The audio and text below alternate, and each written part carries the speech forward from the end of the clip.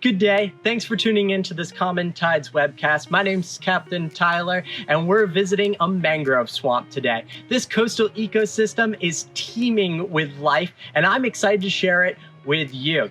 Our goal today is to see if we can identify 5 species growing here, as well as the adaptations that allow them to be successful. And we'll see what other members of the community we can find.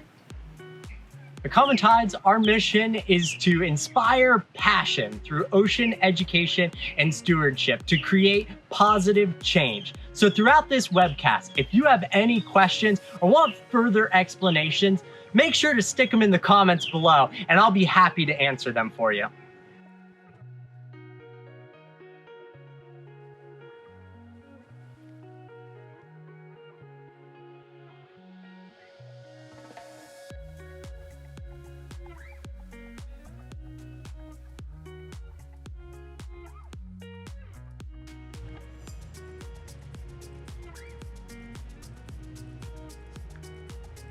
As you can see, these trees are growing straight out of the water. A swamp can be defined as a flooded forest, and mangrove swamps are no exception. They grow in coastal waters in the tropics and subtropical parts of our planet, mostly in tidal zones, meaning the water will rise and fall as the tide changes. This, of course, is salt water and occasionally some brackish water too.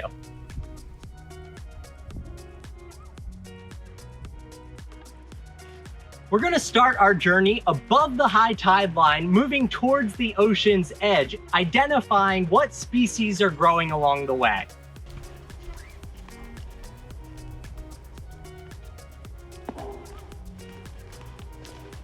In most upland forests, the understory is comprised of ferns and other small shrubs, while here in our mangrove swamp, the understory, or the plants growing beneath the trees, are succulents. They have thick, waxy leaves and stems, which help to hold on to fresh water.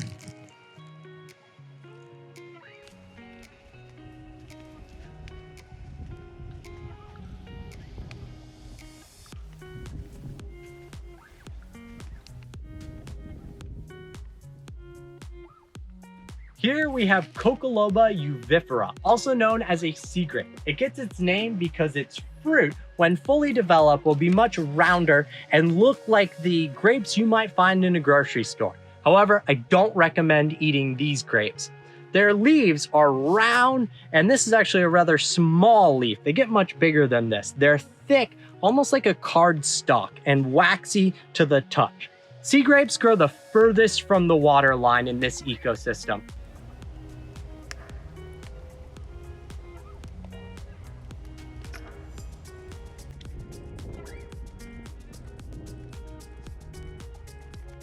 This shrub that I'm standing next to here is often confused for a mangrove, when in actuality it's a mangrove associate. This is Conocarpus erectus, or the buttonwood.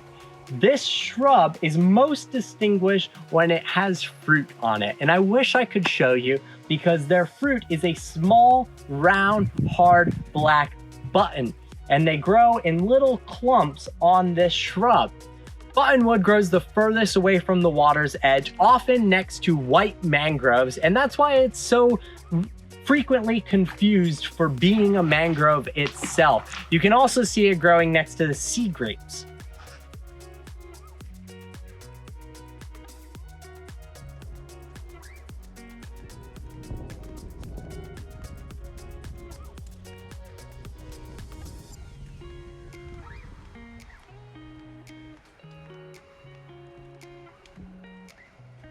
Here we have the white mangrove, Laguncularia racemosa. This mangrove grows the furthest away from the water of all 3. Even though these particular white mangroves are on the smaller side, white mangroves are known to grow the largest of the 3 species of mangrove.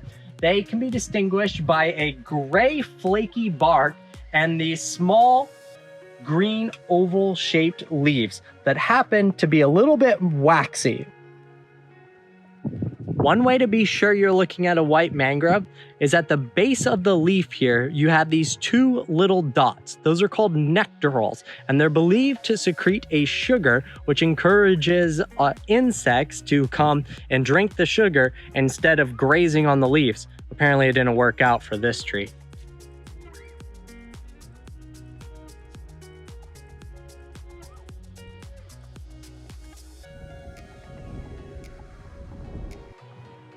Right here we have a black mangrove, Avicennia germinans. This grows the second closest to the water's edge, and there's a couple of characteristics you can use to help identify it. First, it has a really rough, dark-colored bark, but what I like to use is the leaves. So, if you look at the leaves, they tend to be oval in shape, rather pointy, and they have a vein that runs all the way around the edge, creating a nice little border. Here you can see the flowers of a black mangrove.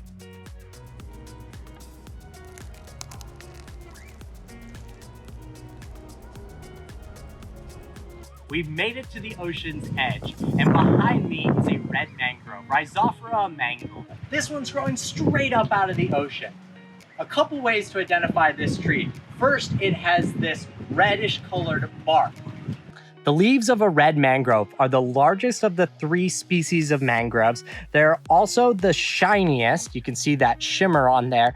That's from a very thick wax that helps hold in that fresh water. It's called a cuticle. The most magnificent feature of this tree are their roots. They're called prop roots, and they extend down from the trunks and branches above, helping to hold the tree into the water, protecting it from being washed away with large waves and storms.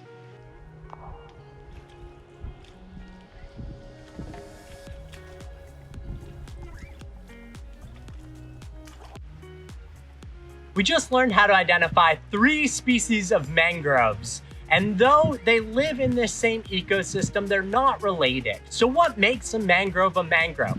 Well, it's the adaptations that they have to survive these harsh coastal waters. So let's learn a little bit more about that. An adaptation that has allowed mangroves to dominate these coastal ecosystems is the fact that the seeds will germinate while still attached to the parent plant. This brown part here is the actual seed, and the new root starts to come out while still attached to the parent plant. Together, this piece is called a propagule and will fall off the parent plant, float around the ocean for a while until it establishes in a new location. The largest propagules you see are that of the red mangroves, which we have here. After the propagules drop off from the parent plant, they float around the ocean for a while until they establish in a new location.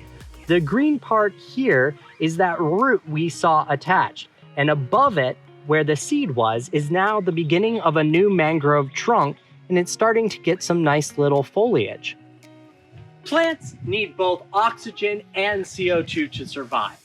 If you're going to live underwater, you're limited on the availability of both oxygen and CO2. So let's check out the adaptations that allow mangroves to get these important gases from the atmosphere while still living in the water.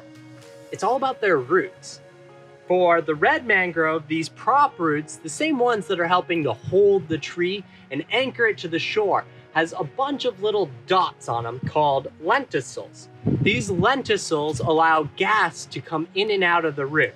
Our black mangroves, on the other hand, have pneumatices. These roots that grow straight up out of the ground, also known as snorkel roots. They're very spongy and also are covered in pores.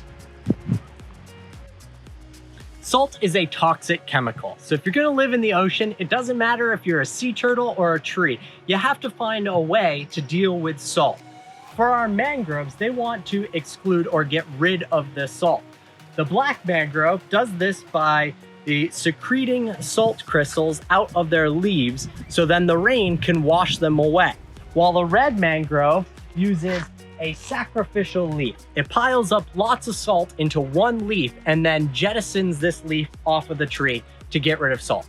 After these trees give up the salt, they're left with fresh water, an important resource for growing, and they want to hold on to that. That's what the thick, waxy leaves really help to do, is to retain or store fresh water so they can use it to grow.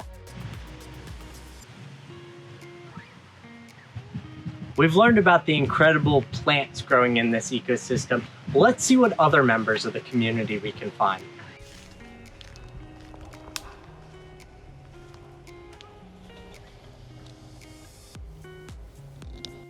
We were lucky enough to find a little mangrove crab along the trail. As the tide goes out and the red mangrove roots become more exposed, so do these oysters. Several species of mangrove oysters grow along the bottom of the roots in these intertidal zones. As the tide goes out, they close their shells, holding on water and waiting for the return of the next tide.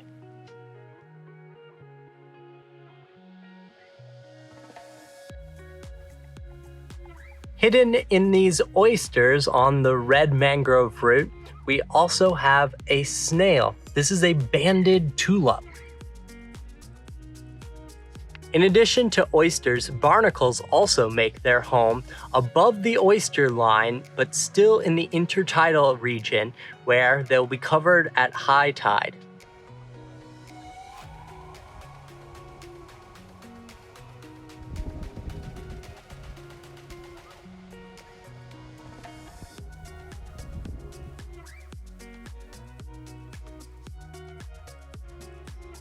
Thanks for tuning in to this Common Tides webcast. My name's Captain Tyler, and it has been a pleasure sharing these mangroves with you. Stay tuned for future webcasts, and if you have the means to do so, we would greatly appreciate a contribution. You can check out the link in the description below, or head over to commontides.org for more information. Thanks for tuning in, guys. Nice seeing you guys.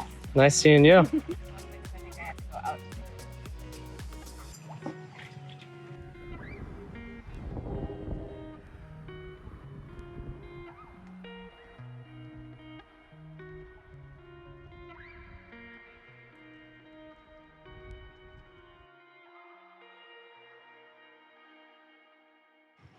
Did you come up with some questions while watching this?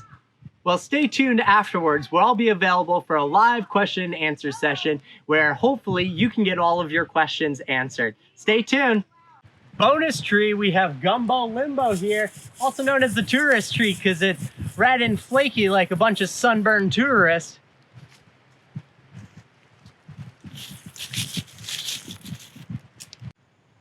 Bonus plant number 2. We have agave, or a century plant. Right out the middle is the start of a stalk, also known as a bolt. It doesn't bolt until this plant is 50 years old and can live to be hundreds of years old. Often confused for a mangrove, a fish jump is probably a mullet. They like to eat mosquitoes and things, and they go splash!